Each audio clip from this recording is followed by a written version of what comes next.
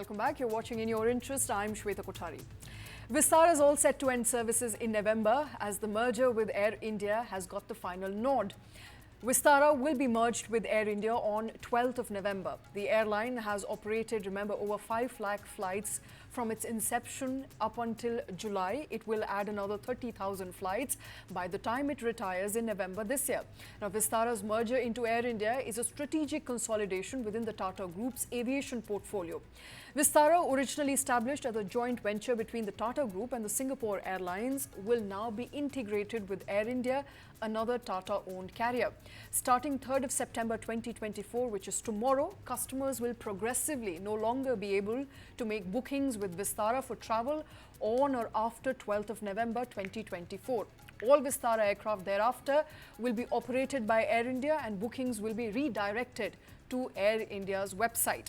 Until 11th of November 2024, Vistara will maintain its normal operations. Passengers can continue to book and fly with Vistara as usual during this period. But what happens to the brand Vistara thereafter? That's a big question we're asking. Joining us on the show will be Lloyd Matthias. With me is Krishna Kumar. Krishna, a lot of Vistara brand lovers would be really waiting to know what really happens to their favorite airline. And you know, come to think of it, very few limited options right now for those who are looking for an airline that does not fail them, is on time, and the services are great, Vistara being one of them. What really happens to Vistara? What really happens right now is the term premium economy that's under threat.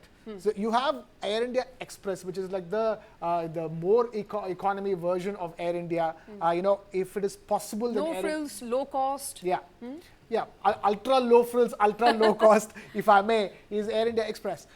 And then if they can have an Air India that's premium economy Air India, then they should ideally. But right now, lots of fears floating around because that's what people grew it to love about Vistara. It was a budget airline at the end of the day. They're not exactly the most expensive tickets around. But then for a little bit of premium experience over there, the fact that you have an option called premium economy apart from business class, which are obnoxiously priced, you know, the fear is that, you know, why are we letting go of that? Why isn't Air India? Absolutely. Because right now all we know is that we can't book Vistara flights anymore. So that is not happening. The brand Vistara might go away, but that premium economy experience, if Air India chooses to create a segmentation in its completely consolidated empire of airlines that it has right now, if it chooses to have that, then there will be definitely a lot of offtake. A lot of people would be enjoying and wanting to book Air India flights for that. Absolutely. Let's quickly get in our guest, Lloyd Matthias, who's an angel investor and brand strategist. Lloyd, you know, I think I'm going to take that question once again to you. What really happens to brand Vistara? A lot of us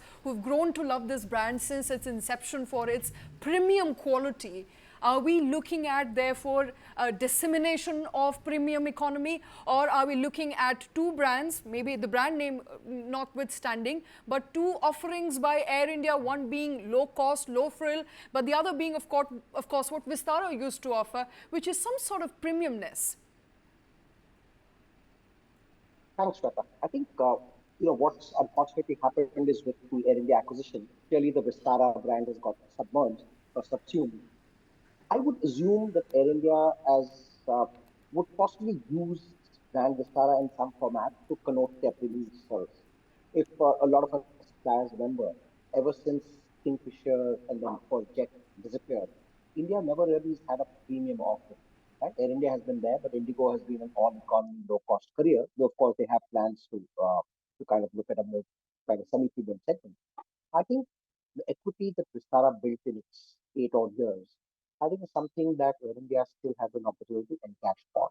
Now, whether they call some of their business class services, some of their lounges, they kind of retain some part of that equity is how they would use. But I don't think that there is a certain uh, brand regard that Vistara has rightfully earned as a specialized premium service in Indian aviation, which frankly no one owned in this last 1 decade. And I therefore hope fervently that Air India would use brand Vistara in some of their offering, if nothing else, to at least serve as a differentiator. While Air India is still the mother brand and the airline name, I think creating a separate offering within the Vistara umbrella would possibly help and something that they should seriously consider. Okay, so are we looking at Vistara as a name, the color palette, everything going away? I mean, I know starting, November this year, we will not be able to book Vistara flight from a Vistara website, and we'll have to be redirected to Air India website. But are we looking at a complete dissemination of Vistara, the name, Vistara, the brand? And if that's the case, what really happens to loyal customers? I think what's very clear with the announcement is that Vistara as an entity disappears. So there's no corporation Vistara, there's no loyalty program. Everything gets subsumed in Air India. What I'm hoping for is that considering the brand still has sizable residual equity, if Vistara can remain a brand subsumed within Air India, there are a lot of their premium services, be it business class, be it premium lounges, be it some of the special features and offerings. If they rename their platinum frequent flyer program or Vistara, that might still kind of help keep that memory alive.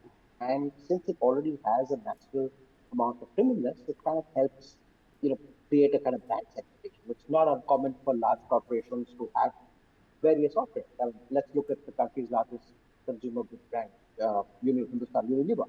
I mean, they have super premium categories, Pears, Dove, and then they have mass categories like Lifebuoy and so on and so forth. I think segregation within a mother brand is a very valid strategy. Right. And I do believe that while Vistara per se disappears as a corporation entity, I think using the residual effect of the brand is something that could be seriously considered. Okay, and let's quickly run our viewers through some of the permutations, combinations when it comes to that segregation. As Krishna was pointing out, it does look like Air India Express could be that no-frills, low-cost airline that continues to operate domestically. Perhaps Air India as a brand with its wide-body aircraft could continue to operate internationally. And in comes Vistara, which is in the sweet spot, just in between premium offering and serving domestic passengers. Does that look like the right sort of strategy for you? Or is there other ways of looking at it? What are the permutation combinations that can work here? Was that for Krishna, Shweta? Yes, Lloyd? That's for you, Lloyd. I thought that. Yes, yes. So I would think, like I said, Air India Express still remains the mass offering. Air India is obviously the mother brand and spans the entire spectrum. I was thinking of Vistara being like a niche offering for the premium end of the aviation market. So a lot of specialized services within the Air India umbrella would be with Vistara, where this premiumness is the key call out, where you're talking to, let's say, a slightly more reward customer who's expecting individualized and world-class service. I think that's where Vistara could go.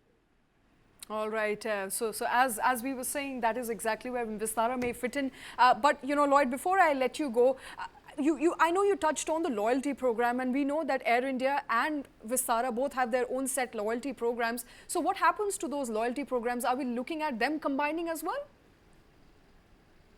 Yes, Shweta. In fact, a couple of months back, Vistara had announced that you have an opportunity to link your Vistara account with Air India's frequent flyer programs, and therefore all your points can get freely transferred. You could use the points across.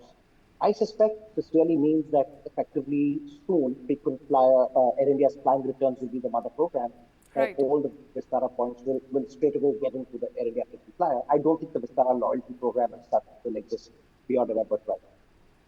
Okay, so you'll have the Club Vistara and perhaps Air India's loyalty program, which is the flying returns program, coexisting, or you could have the Air India's flying return program, which will combine Club Vistara. Perhaps those are, of course, all guesses right now, and there's just this good few months to go before that merger comes through. But starting tomorrow up until November, 3rd of November to be particular, is when you'll be able to fly Vistara, post which you will be flying Air India, come what may. Lloyd Matthias, thank you very much for taking time out. Thank you for joining us on this show. As I was saying, it does look like brand Vistara may not continue post 11th of November. Until 11th of November, Vistara will maintain its normal operations. Passengers can continue to book and fly with Vistara as usual during the transition period. But starting tomorrow, each passenger will only be able to book a flight up until 12th of November, and after 12th of November, all Vistara aircraft and flights will have to be booked through Air India, and that looks like an end of an era as far as Vistara is concerned. And with that, we have run out of time on this show. Thank you very much for watching.